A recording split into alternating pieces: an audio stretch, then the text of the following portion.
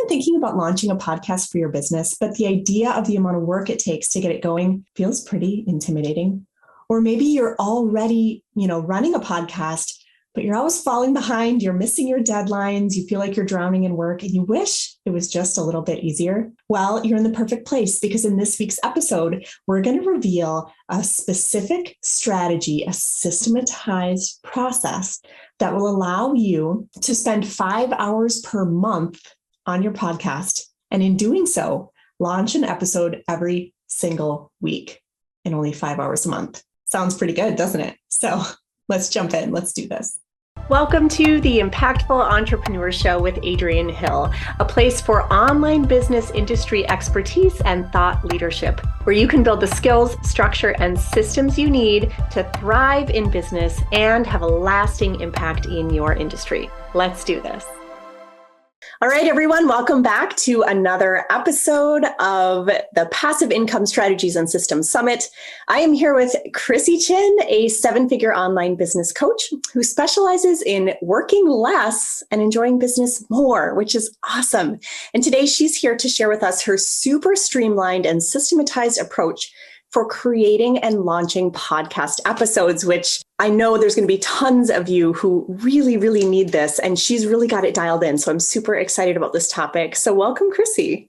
Thank you. I'm so excited to be here. Thanks for having me. Oh, definitely. Definitely. The minute I heard about your topic area, I knew that our audience needed to hear about this. So before we jump into kind of how you've systematized and how that's changed your business and allowed you to work less and enjoy more, can you tell us a little bit about what podcasting was like before you had a good system and process in place? Because that might help our audience to understand and recognize if they're in need of a system themselves. Yeah, absolutely. And for those that haven't started a podcast yet, it'll give you a little glimpse of what most people's podcasting is like when they get started. So I didn't, have all of the answers when I started. My motto is done is better than perfect. So it was like, all right, I have a microphone and a way to record, and I'm just going to go for it after, of course, dragging my feet, thinking it needed to be perfect. And I was like, look, I just have to get it done because otherwise I won't do it. So just started, I've redone my intro 3 times, what have you. So it didn't start perfect by any means, but I got started and had listeners. It was fun the first few, and then it started to get stressful because I really wanted to release an episode every week. And I think that's pretty standard for people. And it was really hard to keep up with, hard to manage. There's a lot to do if you're going to edit your episodes yourself. There's so much to do, then promotional materials, making graphics, blog posts, show notes. I mean, the list is endless for all of the things. And so for me, it was just an extension of my brand. It was another way for me to connect with people. I wasn't really into blogging. I tried that and just couldn't do it myself. And so I was like, you know what? I like to talk. I'm pretty good with video, feeling comfortable in front of a camera and a microphone. So I think podcasting is a way for me to be consistent. And then didn't realize, oh my gosh, with all of the other things that I'm doing, this is taking up so much time. I did have someone that was helping me edit in the very beginning, but still, they'd be like, Krissy, I'm waiting for the episode. I have things I have to do tomorrow and your episode has to air the next day. Okay, I'll get them to you. Or I had guests on sometimes, and then I did some myself. I'd be recording with my guest Monday and the podcast was going to air Friday. And then they would cancel on me last minute. And I would be too embarrassed to tell them well, you were this week's episode. So, now I'm stuck doing my own thing. So it was just really hard to stay ahead. It was really hard to manage it all without feeling stressed and overwhelmed. And it was a burden rather than this fun thing that I wanted to do that was going to support my brand. Yeah. And of course, you never want it to feel like that. So a lot of crashing and burning on deadlines. You said you were working a lot of hours and they were kind of frenzied, ballpark. How many hours per week do you think you were working on your podcast? I mean, still not a ton. So my whole thing, like you mentioned, work less, enjoy more. So I schedule about 20 hours a week for work and that's it. And I run 2 brands in those hours. So the reality was I just didn't have extra time. So just some things weren't getting done that needed to get done, but I would say that I've decreased the time. Now I spend 5 hours a month for my podcast and I release 4 episodes a month. So 1 episode a week, and they're about 40-minute episodes. So if I'm recording for 45 minutes with a guest, and I'm only working 5 hours, there's not much time doing other things. So I at least cut that, down to 1/3. I was probably doing 15 hours a month doing that, but it was stressful. Now I'm 2 months ahead. I relaunched 3 months ahead. I've stayed 2 months ahead since relaunching, and it's more fun. I'm doing what I love. So it's like work less, enjoy more. Part of the work less isn't always decreasing the work hours, but decreasing the work that you don't like doing so that it doesn't feel like work. Right? Oh, absolutely. So not only are you working ahead so that if someone cancels, it's not going to kill your podcast that week, but you're working fewer hours, and those you are working, it's on the stuff you really, really love doing. Yeah. It's showing up, recording, and essentially being done. I record a little intro. I create one little social media post after because everything is fresh in my head, and write down a little quote that's saying something really amazing about my guest. And then that's it. And then it gets passed along to the next step in the process for the next person to take over. Oh, wow. I love that. So let's dive into that a little bit deeper because I'm really intrigued. So what are your go-to tools that you use in order to streamline this process of creating and launching? Yeah. So pretty simple. I use Google Drive. So the folders with that I end up recording with go in Google Drive. My notes are in Google Drive.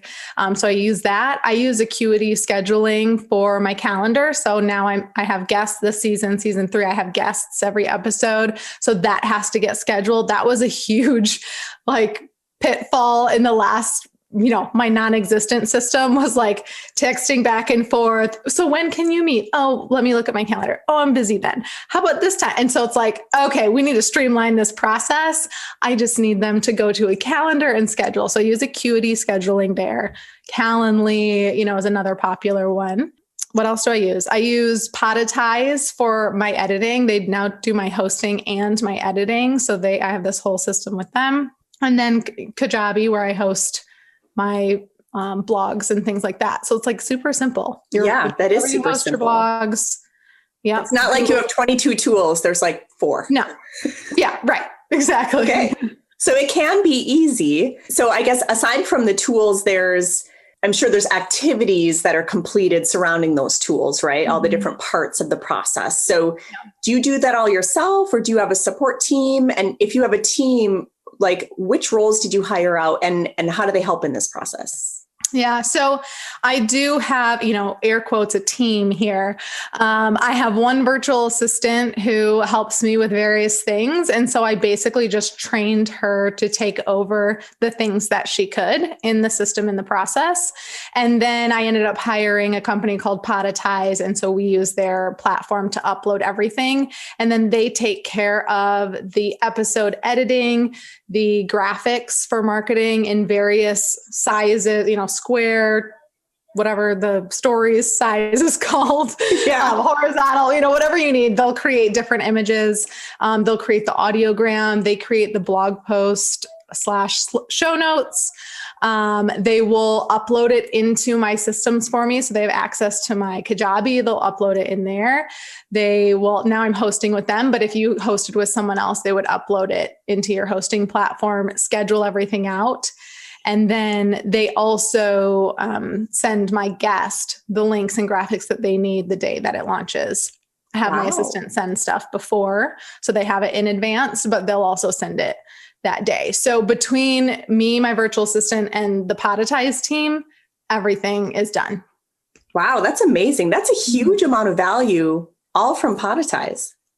Yeah, and really affordable. That was another, when I was looking, so when my system broke, we were talking about this a little bit before, but my father passed away suddenly and I had to step back in my business. I had to take time to be with my family, and all of the plates that I was spinning essentially solo fell. And everything where I had automation set up or a support team to support me stayed standing and thrived. And so it was that point in time where I was like, oh my gosh, okay, I cannot keep up with the podcast. Like this just can't happen. So I literally had to stop putting out episodes, and took a few months and was like, okay, if I'm going to bring the podcast back, which I know so many, I'm learning more and more that podcasters, they started a podcast and then they stopped. They were like, I just couldn't manage it. So I knew if I'm going to come back, be consistent and not have it be stressful, then I have to have this system in place. Right. And so that just kind of fueled everything, me looking for like the support that I needed for it. And I was pricing out a lot of different people that were just one-off people that would edit and do things for you. And through my network, a friend of mine was like, I'm using Podetize and they're amazing. I was like, all right, I'm going to check them out. And because I purchased a bundle pack of episode edits, it's $99 an episode, which if you don't like, it's really affordable. For everything that they're providing. That's amazing. Yeah, exactly. So you could maybe find someone who would edit your podcast for less, maybe $75 an episode, but likely they're only editing it, right? Yeah. They're not doing the graphics for you and the blog post and all of that. So then you're either going to have to do that yourself, or you're going to have to hire that out. And by the time you're, up at $100 an episode anyway.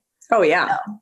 Oh, absolutely. Well, and especially like you said, you kind of fell into this system out of necessity, like you were kind of forced to, but I imagine now it opens up so much more freedom in your life that like, even if it's not a necessity, it's a blessing because you're able to really enjoy yourself or be with your family or work on some other fun project that you want to funnel your energy into. Yeah, 100%. Yeah. And that's, I know that's why this summit exists, right? Yeah. And that's why I teach the things that I teach, because there is so much more to life. Like we all love what we do or we wouldn't be doing it. We're entrepreneurs. So like we have to have a passion and a drive for it, but there is so much beyond life that's enjoyable and you want to be able to do those things. So you have to have really good systems. You have to be looking at ways to automate the things that you can. You have to be open to hiring help and support. Mm-hmm. Oh, absolutely. Well, and just for the sheer amount of work that they're doing for you, that's really good. And I suppose even for the audience members who the revenue isn't that high yet, they could release an episode every other week until it starts bringing in some leads, right? And some business. And then they could move up to every week. Like I'm sure you can tailor it to whatever works for you, right? Yeah, absolutely. 100%. I mean, you could start with one episode a month. I would definitely say if you're starting, start with less episodes and, get a feel for it. And then you can add more as opposed to, I'm releasing one every week and realize, oh, wait, this, this is kind of a lot of work, or you don't want to spend that much money and then you got to cut back. And then people are like, where did the podcast go? Like right. she was releasing every week. If you're using the system that I have, it will be manageable. Trust me, it will be manageable. It's more of like that cost, cost aspect. If it's not in the budget, absolutely. Just do one episode a month to start. Well, and even and I always advise doing this too, learn to do it yourself first so that you know what it takes.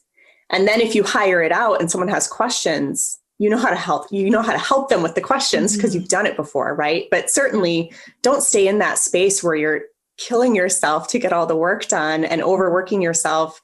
If there's a great solution for $99 an episode, I mean, that's wonderful. Yeah. 100% agree.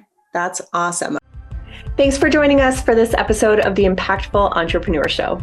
If you found amazing value here, subscribe, and leave us a review to help other people find the high value content that we share, and find us on social media so we can continue the conversation. See you in the next episode.